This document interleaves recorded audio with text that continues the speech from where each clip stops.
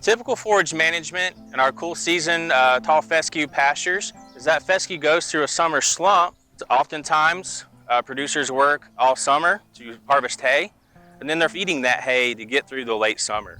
We feel that there's got to be a more economical option to carry our cow herd through that late summer period. Summer stockpiling, it helps bridge the gap in between summer grazing as well as fall stockpiling, typically from August to October, providing producers an additional 60 to 90 days that they're allowing cattle to graze without having additional supplementation. Historically, we've allocated 25% of total available pasture to set aside through mid-July. During this time frame, those cattle will continue to graze the 75%. Once we reach mid-July, we then start setting aside an additional 25% of pastures for fall stockpiling.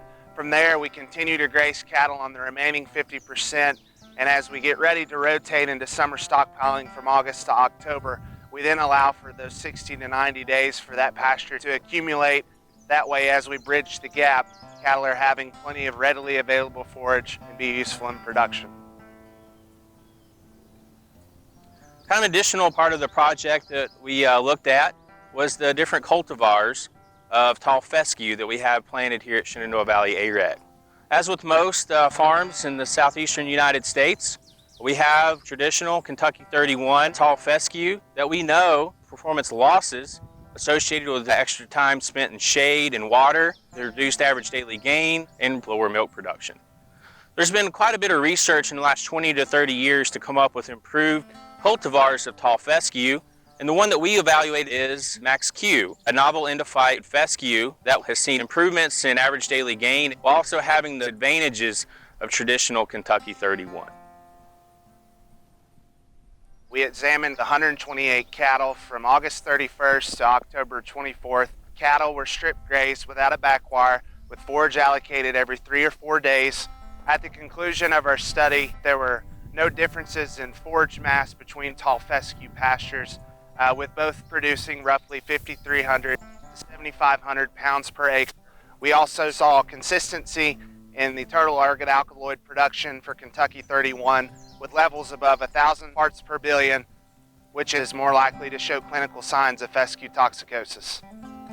When looking at nutritive value, we saw a reduction for ADF and NDF as a percentage of dry matter for Kentucky 31. However, we felt these differences were minimal when considering animal performance. And then as we studied both TDN and crude protein, we saw that a crude protein range for both cultivars is relative to what we would see in excellent hay found in Virginia. In terms of animal performance, we saw no differences in cow and calf body weight, cow body condition score, as well as calf average daily gain. We saw no differences in artificial pregnancies as well as natural service post-AI.